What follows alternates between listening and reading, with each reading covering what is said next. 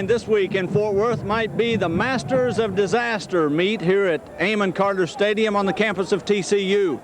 TCU has won only 3 of the last 30 or so ball games after the month of October. Texas Tech, it has been a long and rocky road. At this point in the season, the coaches usually say, let's play for pride. Texas Tech will tell you that's bull. They want to win this game over the Horned Frogs today. So let's get started. It's week 11 on the video season ticket.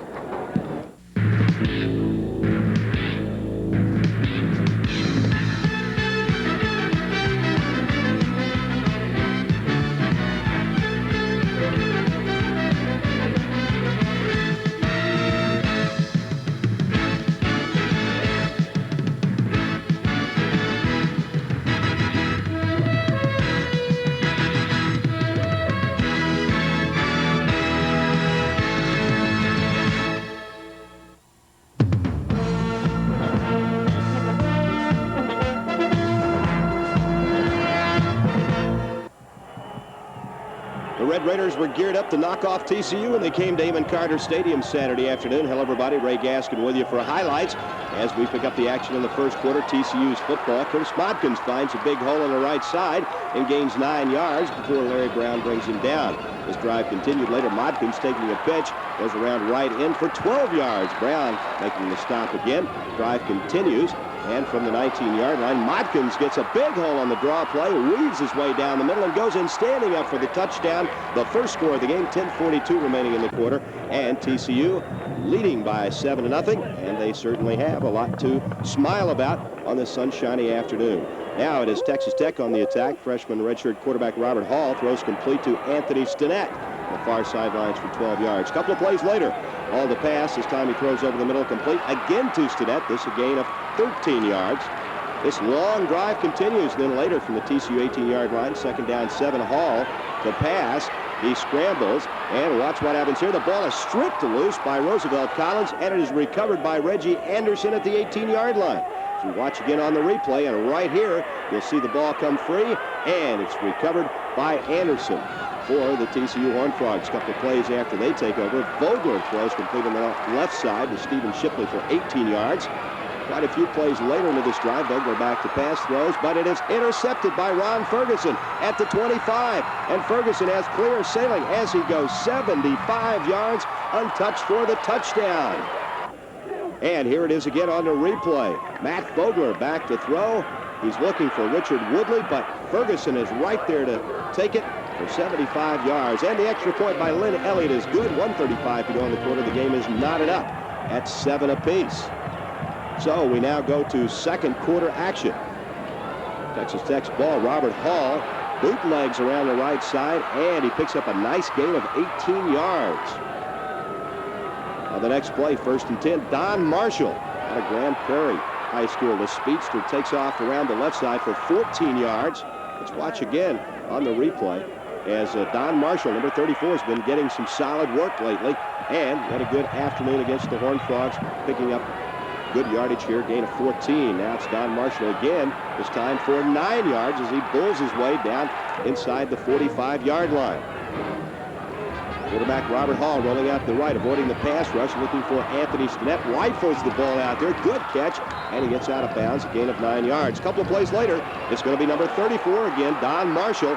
He finds a big hole and races 33 yards for the touchdown. We'll have another look here, and a good second effort by Marshall as he was getting close to the goal line and then just dives for the pylon right here, and the official right on top of the play signals touchdown. The extra point is good. It's an 85-yard drive, 7 plays. The extra point by Elliott is good, and the Red Raiders now lead 14-7. There's further action now in the quarter.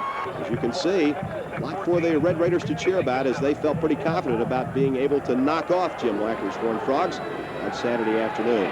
Hall looking to pass out of the right side. Anthony Stinnett. Stinnett, it's a big gain of 26 yards before Anthony Hickman brings him down.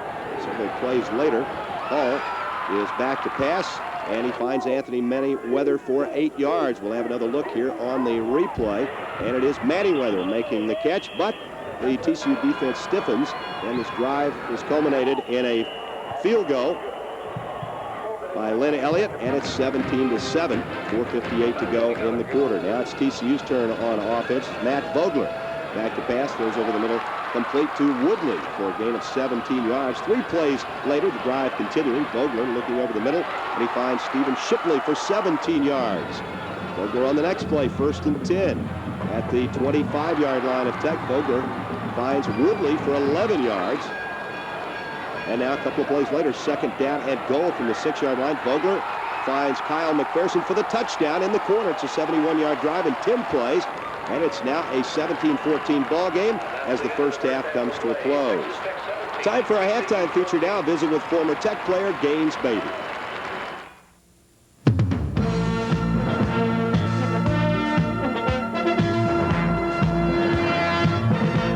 Okay, well, I was recruited under J.T. King, and my freshman season was under the King regime, and then Carlton came in mid-year, and there was a little bit of a different style there. And some of my fondest memories were of the thrill and the excitement of game days. And you guys were really successful during your time on the varsity team. You got some highlights of some games that stick out after all these years. Oh, I don't know.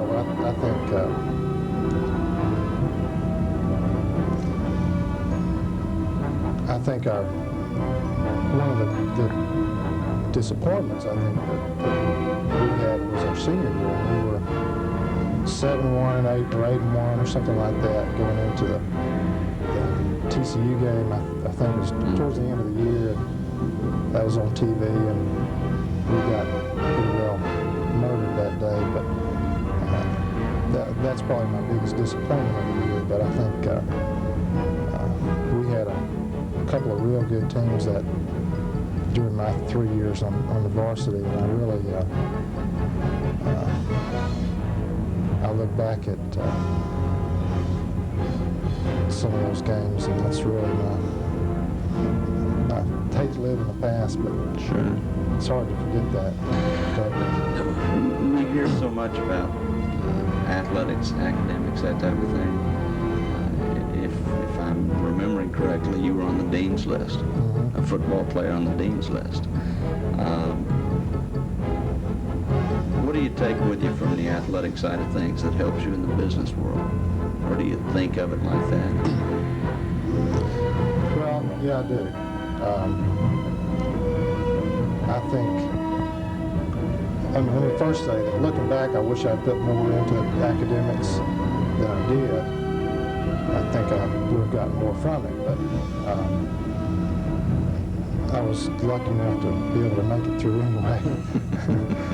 So, but the things that I've gotten, and I think it's been really important in our business, is that there are a lot of days when you have to pick yourself back up and go at it again. And I think that I learned a lot from athletics about doing that. When you get beat one week or one play, and you don't just go home, you got to keep coming back. And that, more than anything, is something that's really been important to me, and the determination and the work ethic and all those things, and you keep working at it, and you're going to get there.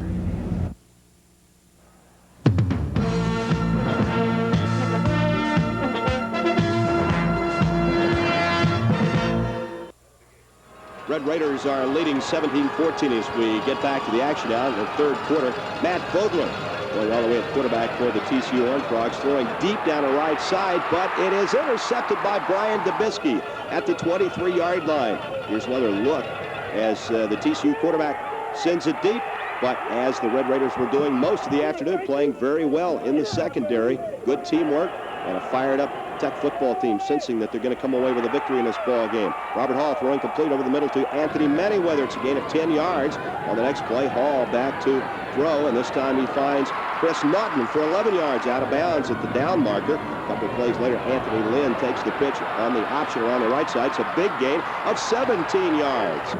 Then from the TCU 21-yard line on second down 12, Robert Hall back to pass. He finds Anthony Manyweather. It's a gain of 6 yards. Here's another look at it on a replay as Hall threads the needle perfectly. But the TCU defense stiffens, and Shane Sears from 3 yards out has to really work hard, but he gets it in for the touchdown. It's a 3-yard TD run, and the extra point by Elliott is good. And now the Red Raiders have increased their lead to 10 points at 24-14. After taking the ensuing kickoff, Matt Vogler pumps once, throws for Kelly Blackwell, but it is intercepted by Tracy Saul. And Saul returns it all the way down to the 14-yard line.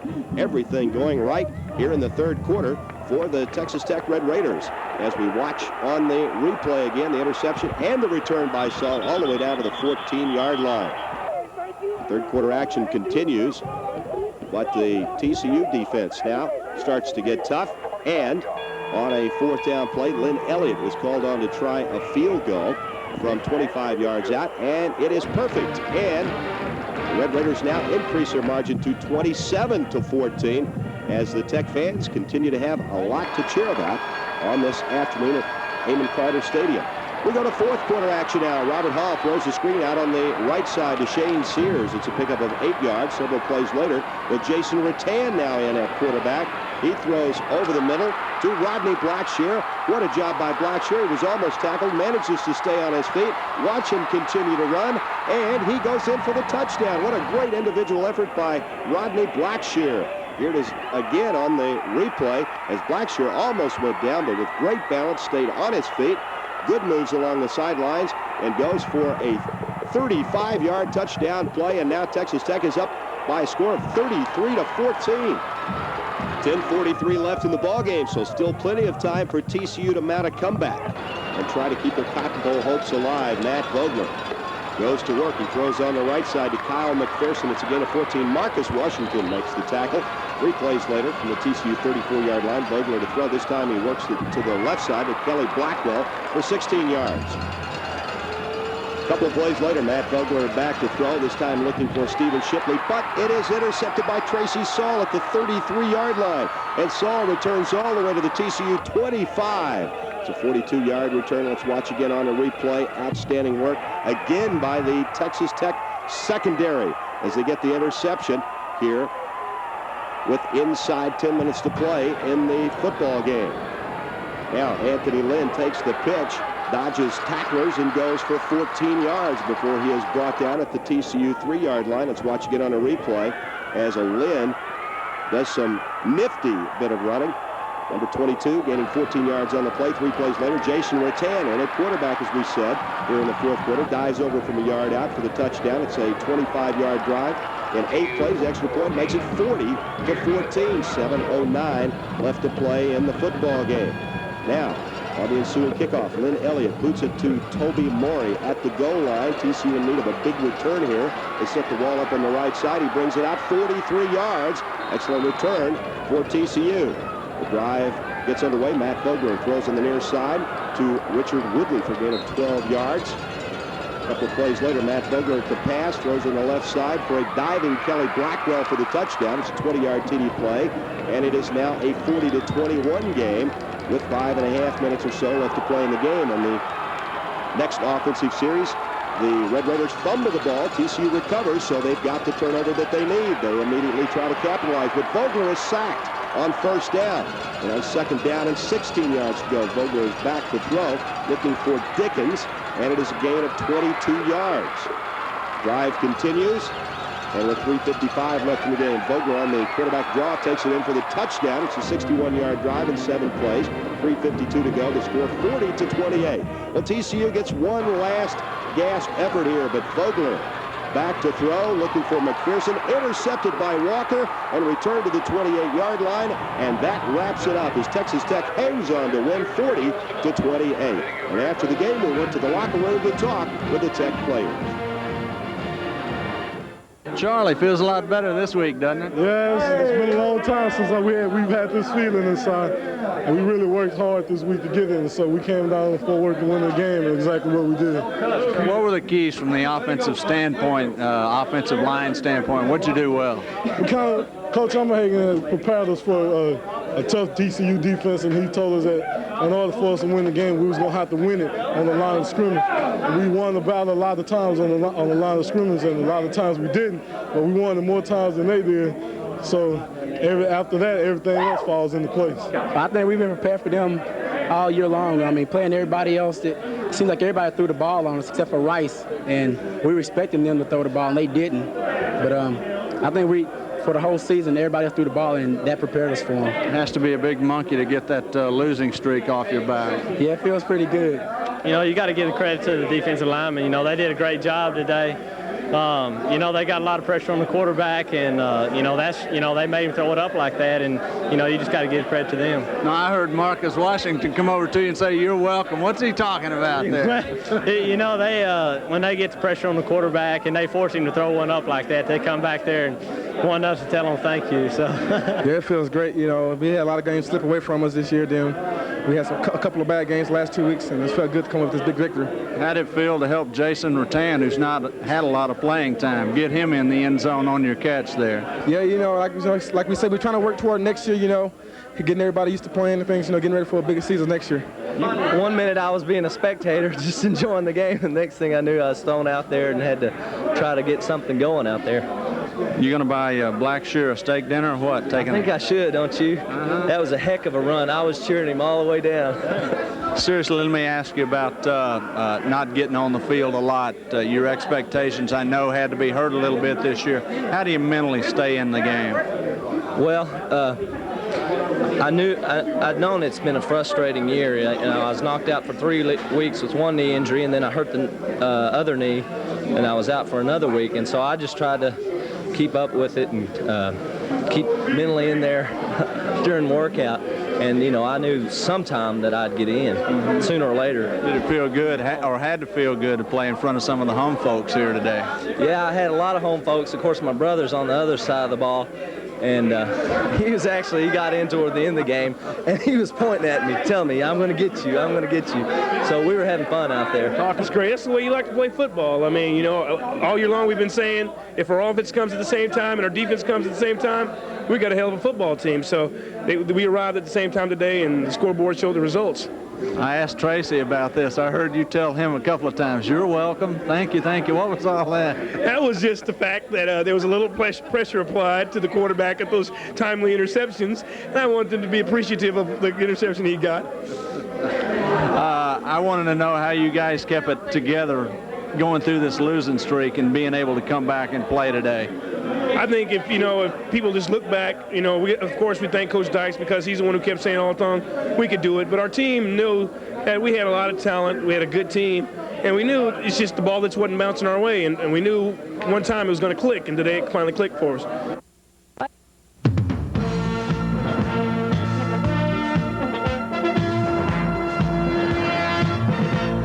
Last week we showed you the first part of our story on the Texas Tech MedNet.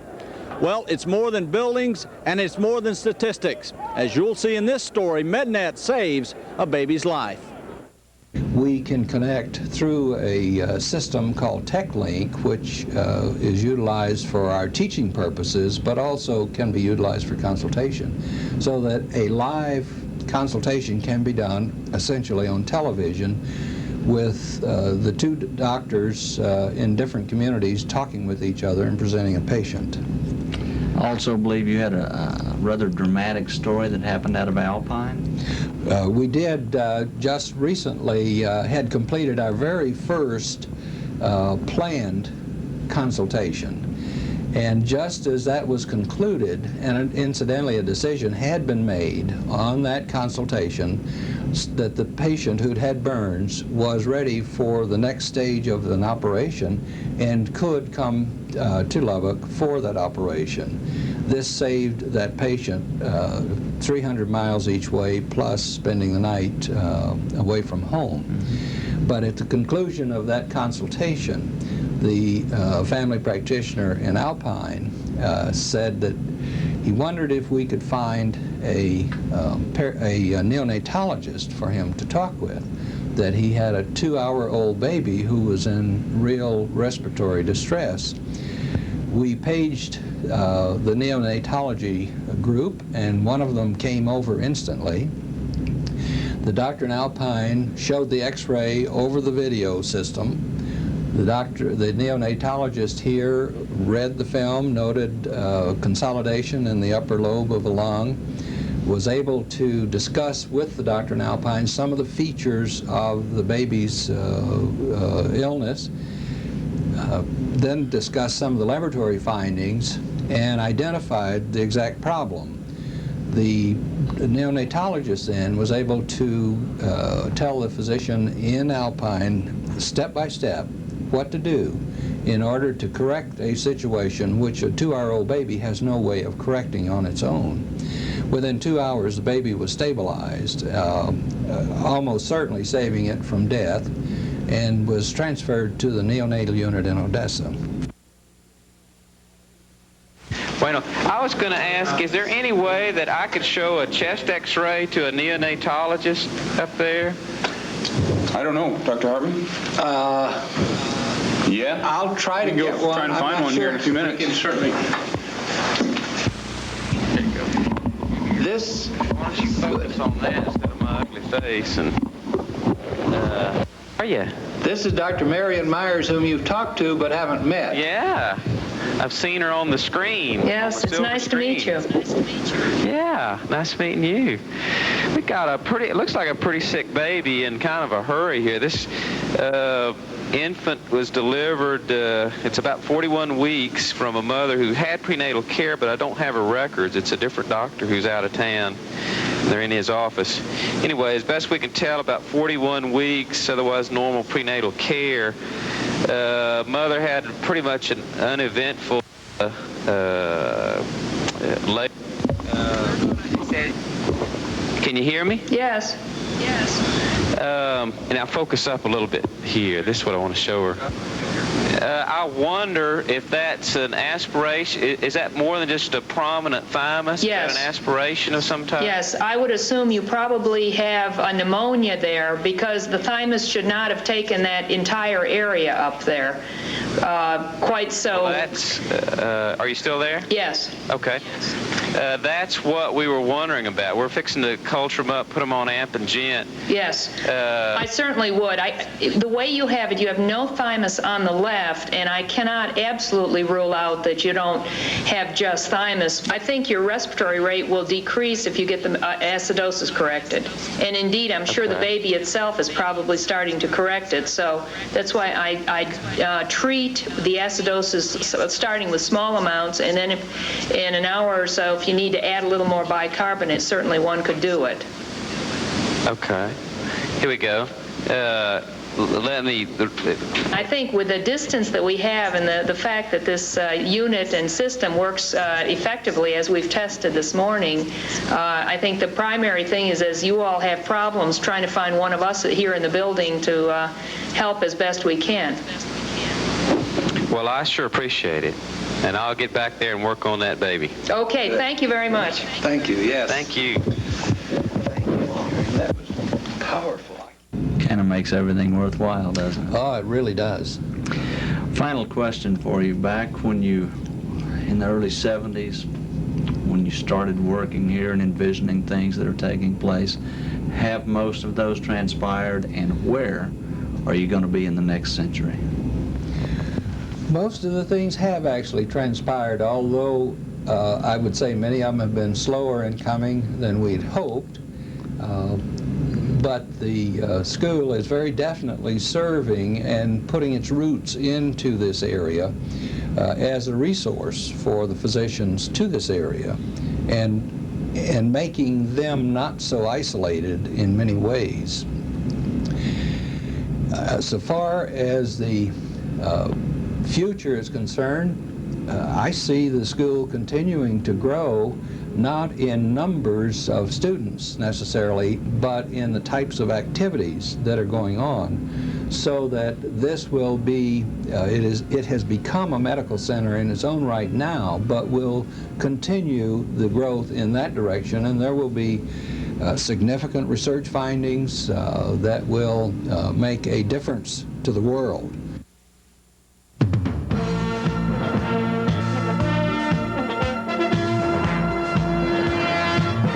Golly, after all these weeks of seeing all this long face, it's nice to see some grins in the locker room. Well, I'm telling you, there's nothing like, no medicine like winning, you know. Well, no, it's a good win. I'll tell you, Eddie, the people that have competed and come up short know what you're talking about, but you know, you lose a few games and well, it takes a toll on you. It takes a lot out of you. And our guys have, they never dropped their head. They never lost their confidence. We never have had any morale problems. We never had any kind of dissension. And I admire them for that, because it's real easy to start blaming somebody else when things don't go good. We beat a good team today. We beat a doggone good football team in TCU. We had some guys play very well. We made a ton of big plays, offensively and defensively, in this ball game. And I'm telling you something. I'm tickled to death we won the game, because we did. We beat a good team. You know, everybody's going to see the interceptions from the defensive backs, but I thought you had great pressure from up front folks. Those guys really did work hard. That's what you call making them throw on time. And, you know, we didn't get a lot of sacks, but I'll tell you, he never had an hour. I mean, nearly every play, he was pressured, and he was people rushing the passer and in his face and getting close, and not many sacks. But I'll tell you, that's what it's all about. When they throw on time, well, then I think you've got a chance. Any truth to the rumor you're going to put an assistant coach in a motel at Idalou just in case another one like Tracy comes along? Boy, he had a good ball game, didn't he? He really did. He was outstanding today out on the field. I'll tell you, we had a lot of guys in the secondary. I thought Ronald Ferguson's play, his interception for the touchdown, was probably the turning point of the ball game. It was a big momentum shifter. We started the first drive, or they started the first drive in this game, and they were sort of blasé, and they just routinely took it down and scored, and we got the ball, and we didn't do well. We kicked to them, and then here they go again, and I thought, my gosh, we didn't have much emotion, and of course that's what happens early in the game. You're feeling everything out, and you're trying to avoid big plays, and then when we made that play, it seemed to really liven us up, and thank goodness for that play, because I'm not sure if it wouldn't have been a long day if we hadn't done that. Did it make you feel good to be able to get Jason Rattan in and then have him have the success he had today? Because I know he's had a long year. Oh, Jason is the classiest. He's an all-American guy, I'm telling you, and he prepares every day like he's going to play in the Super Bowl, every snap. Of course, he's been injured for 5 weeks. He finally got back. He finally got well, and then Jamie got hurt.